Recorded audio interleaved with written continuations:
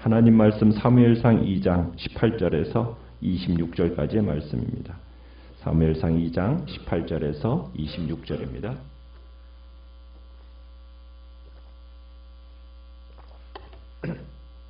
사무엘상 2장 18절입니다. 사무엘은 어렸을 때 세마포 에봇을 입고 여호와 앞에서 섬겼더라.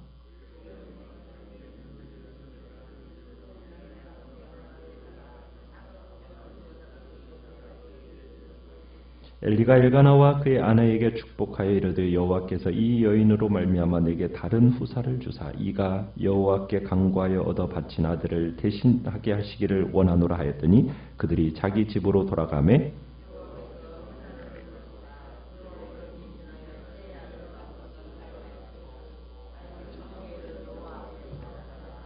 엘리가 매우 늙었더니 그의 아들들이 온 이스라엘에게 행한 모든 일과 회막문에서 수종드는 여인들과 동침하였음을 듣고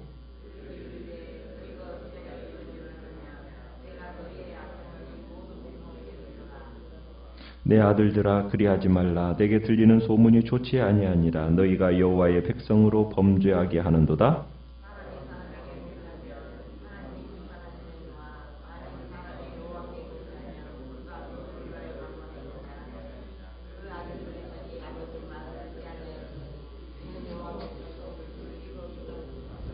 같이 읽습니다. 아이 사무엘이 점점 자라매 여호와와 사람들에게 은총을 더욱 받더라. 아멘.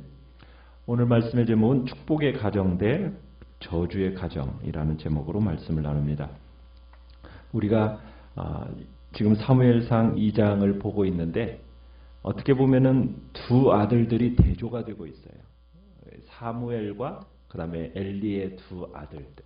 어떻게 보면은 이제 사무엘의 가정과 또 그리고 엘리의 가정의 대조가 되는 것을 보게 됩니다. 성경이 전개되는 과정에서 의도적으로 사무엘과 엘리의 두 아들들을 비교하고 있는 겁니다. 모범이 되는 사무엘의 어린 시절과 또 절대 따르지 말아야 할 엘리의 두 아들 홈니와 비나스를 대조하는 구도로 지금 성경이 기록되어져 가고 있는 거죠.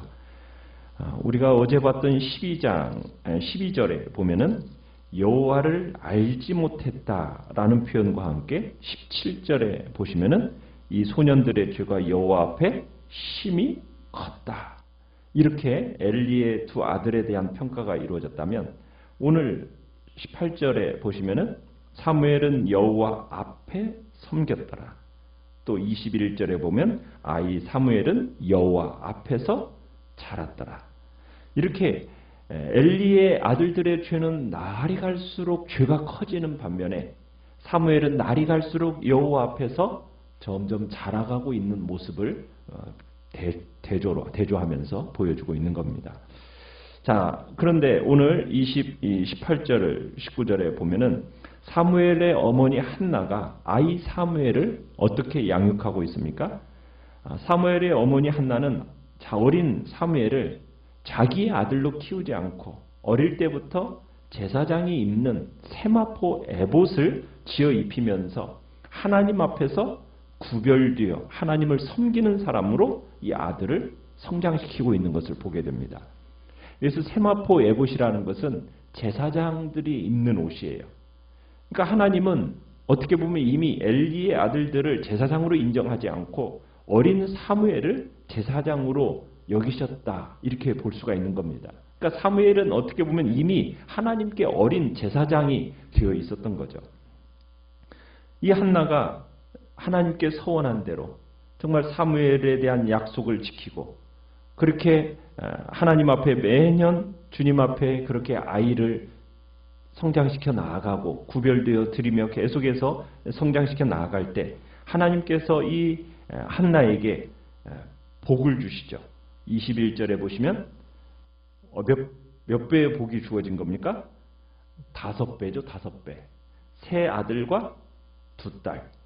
그러니까 한나에게 임한 이 자녀의 복이 하나님의 절대적인 주권적인 행사였음을 강조하면서 21절에 그렇게 표현하고 있는 거예요. 여호와께서 한나를 돌보시사.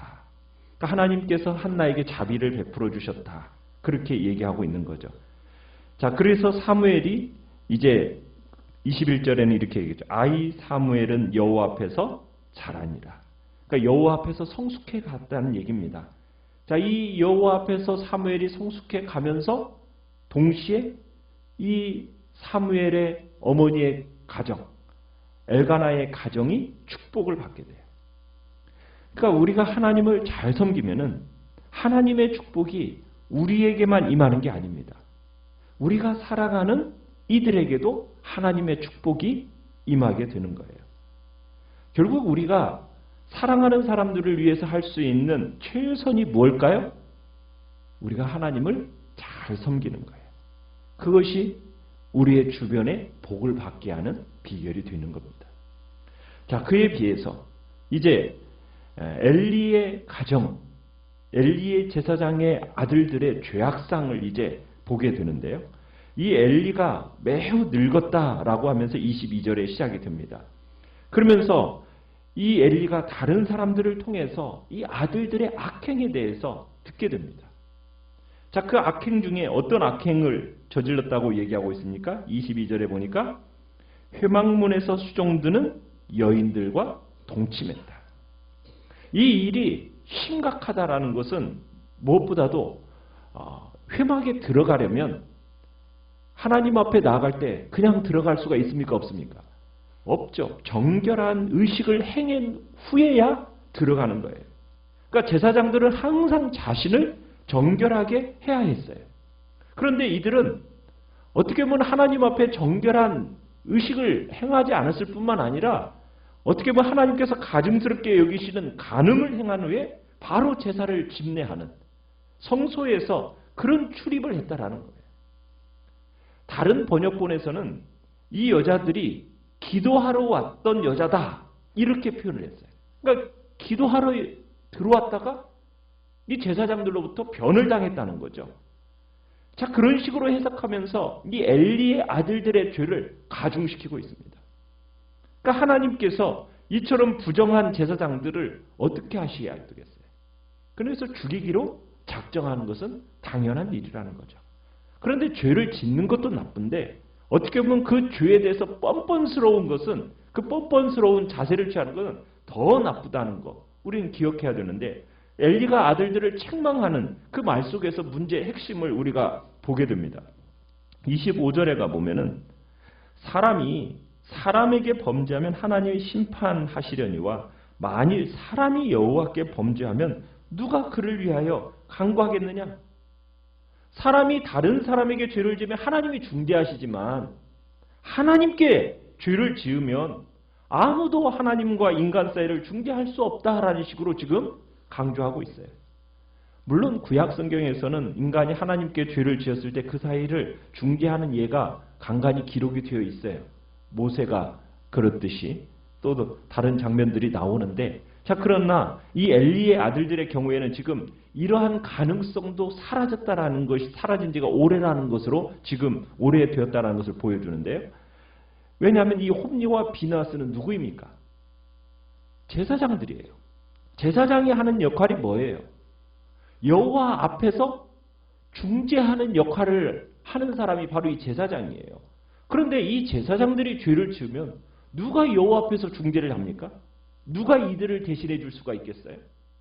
그럴 사람이 없다라는 거죠.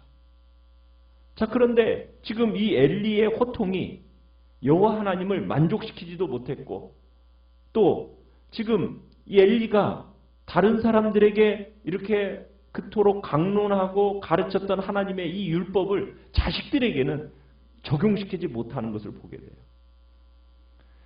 여러분, 이스라엘의 종교를 대표하는 이 엘리가 여러분 자식들이 지금 죽을 죄를 짓고 있는 거잖아요. 그러면은 그걸 알았어요. 여러분, 그러면 어떻게 해야 됩니까? 죽여야죠. 그러면 죽이지는 못하더라도 어떻게 해야 돼요? 제사장에서 직분을 박탈시켜야죠. 그런데 그런 조치를 취합니까? 안 취합니까? 취하지를 않아요. 말로만 그냥 책망하는 거예요. 엘리는 어떻게 보면은 또 다른 죄를 범하고 있는 겁니다. 여러분, 신명기 21장 18절로 21절에는 이런 말씀이 있어요. 부모의 훈계를 귀담아 듣지 않는 자식은 어떻게 하라고요? 끌고 가서 온 백성 앞에서 재판을 하고 죄가 밝혀지면 처형하라고까지 얘기했어요. 여러분, 엘리는 이 율법의 말씀을 몰랐을까요? 가르치는 자로서 알았겠죠. 그런데 이 율법을 이행하지 않았어요. 이스라엘의 최고 종교 지도자가 하나님의 말씀에 불순종하고 있는 겁니다. 엘리는 사사였어요. 이 사람이 지금 40년 동안 이스라엘에게 율법, 여호와의 율법으로 그렇게 다스려온 사람입니다. 그런데 누구에게만큼은 그러지 못하고 있는 거예요? 자식에게만큼은 그러지 못하고 있는 거예요. 그래서 하나님이 분노하셨어요. 여러분, 결국 엘리의 이 같은 행동은요, 29절로 가보시면은 뭐라고 하나님이 책망을 하시냐면 29절에 네 아들들을 나보다 더 중히 여겨. 엘리의 이런 행동은 하나님 앞에서 여호와 하나님보다도 자식들을 더 소중히 여긴 것으로 생각돼서 심판을 받게 됩니다. 엘리의 아들들은 아버지의 말을 귀담아 듣지 않았고, 아니 들을 수도 없었어요. 25절에 보시면은 듣지 않은 이유에 대해서 뭐라고 얘기하고 있느냐면 여호와께서 그들을 죽이기로 뜻하셨습니다. 작정하셨다. 이 표현은 어떻게 보면 출애굽 사건 때 바로에게 일어난 현상이 지금 여기서 되풀이되고 있는 겁니다. 죄인의 마음이 굳어져 가지고 회개의 필요성을 느끼지 못한다. 여러분, 이것은 하나님의 심판이 시작되었다라는 거예요. 어떻게 보면 회심이라는 것은 죄인에게 내려지는 하나님의 절대적인 주권의 은혜거든요. 그런데 이 홈리와 비나스는 은혜의 단어를 죄로 탕진해버렸고 결국에는 그 심령이 굳어져서 하나님 앞에서 심판을 받게 될 수밖에 없는 그 자리에까지 이르렀음을 표현하고 있는 겁니다. 갈수록 죄의 구덩이로 깊숙이 내려가는 이 엘리의 아들들, 그들과는 달리 26절에 보니까 아이 사무엘은 어떻다고요? 점점 자라매 여호와와 사람들에게 은총을 받더라. 어렸을 때부터 여호와 하나님과 사람들에게 인정받고 자라는 모습, 그것을 보여주고 있습니다. 하나님께 은총을 받는 사람은 사람들에게도 은총을 받게 되어 있어요. 그건 당연한 거예요. 이 어린 사무엘의 이 모습이 마치 누구의 모습? 예수님이 어린 시절 자라셨던 모습을 보는 듯합니다. 예수님이 어떻게 자라셨다고 누가복음 2장 52절에 나와요? 예수는 지혜와 키가 자라가며 하나님과 사람들에게 더욱 사랑스러워 가시더라. 마찬가지로 지금 사무엘을 향해서도 점점 자라며 여호와와 사람들에게 은총을 더욱 받더라 하면서 마치 예수님의 어린 시절과 비슷하게 자라가고 있음을 보여주고 있는 거죠. 참 시대적으로는 굉장히 암울한 시대입니다. 그렇지 않습니까? 사사시대인데다가 제사장들마저도 다 타락한 그 시대 속에서 하나님은 그러나 누구를? 사무엘을 키워가고 계셨던 거죠. 참 남은 자가 항상 그 시대 속에 있었음을 보여주고 있는 겁니다. 참 우리는 여러분 엘가나 가정 한나가 정말 축복을 받게 된 이유는 무엇이었겠습니까? 사무엘 어머니 한나가 어떻게 사무엘을 얻었습니까? 기도로 사무엘을 얻었어요. 어떻게 키웠습니까? 믿음으로 그를 하나님 앞에 바쳤고 인간의 정을 억제하면서 하나님의 사람으로 키웠습니다. 그 결과 그 가정에 어떠한 축복이 내렸어요? 하나님께서 축복을 더하셔서 자식의 5배 더 주시고 풍성함으로 덧입혀 주셨어요. 그런데 그에 비하면 엘리 제사장은 어떻습니까? 자신의 아들들을 어떻게 키웠습니까? 잘 가르치지 못했어요. 하나님 앞에서 엄청난 죄악을 저질렀음에도 불구하고 단호하게 단죄하지 못한 채 방치해버렸습니다. 묵인해버렸습니다. 그 결과 어떻게 됐어요? 엘리의 집안에는 이 아들들을 전부 다 죽이는 심판이 내려지게 됩니다. 어떻게 보면 엘리 제사장은 2가지 잘못을 범했어요. 제사장으로서의 자기 역할도 감당하지 못했을 뿐만 아니라 자기 자식 또한 제대로 교육시키지 못한 잘못을 범하고 있는 겁니다. 그런데 여러분, 엘리가 범한 이 잘못은 무엇이 더 책임을 더 추궁받게 됩니까? 자식을 잘못 가르친 것에 대해서 더 무섭게 추궁하고 계십니다. 지금 엘리는 여호와보다도 누구를 더 소중히 여겼다고요? 자식을 더 소중히 여겼다라는 평가를 받으면서 정말 자기가 직접 교회에 참여는 안 했지만 자식의 죄에 대해서 묵인한 것에 대해서 그 죄의 책임을 엘리에게 묻고 있다라는 거예요. 내가 죄를 짓지 않는 것, 그것도 중요하지만 자녀들에 대한 책임이 바로 부모에게 있다라는 것. 그것이 커다란 심판을 초래할 수 있다는 사실을 우리는 기억하면서 우리의 자녀손들을 주님의 믿음 안에서 키워가야 되는 겁니다. 엘리의 집안이 왜 심판을 받았는가? 하나님이 이유를 밝혀주셨죠. 29절에서는 나보다 더 네 자식들을 중히 여겼다라고 얘기하시더니, 그러면서 30절 끝에 가보면 이렇게 해요. 나는 나를 존중히 여기는 자를 내가 존중히 여기고 나를 멸시하는 자를 내가 경멸하리라. 그러니까 하나님은 자신을 멸시하는 자 멸시하고 자신을 존중히 여기는 자를 존중하시는 분이다라고 딱 말씀을 하시면서 정말 우리가 하나님 앞에서 어떠한 마음의 태도로 살아가야 될지를 다시 한번 확인시켜 주시는 겁니다. 우리의 우선순위, 우리의 최고의 가치를 어디에 두어야 됩니까? 여호와 하나님을 자녀보다도 우선순위에 두어야 되는 겁니다. 자녀들을 정말 하나님을 존중히 여기는 사람으로 믿음의 양육을 해나가는 것이 바로 우리에게 주시는 하나님의 명령인 거죠. 우리의 자녀손들, 정말 그들의 인생이 살아갈수록 더욱 아름다운 정말 인생으로 만들어가도록 돕는 최고의 선물은 무엇이겠습니까?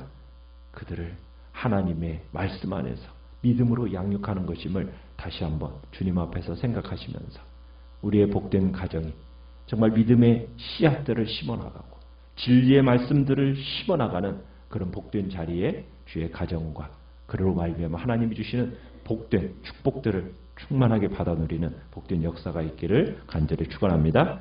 우리 말씀을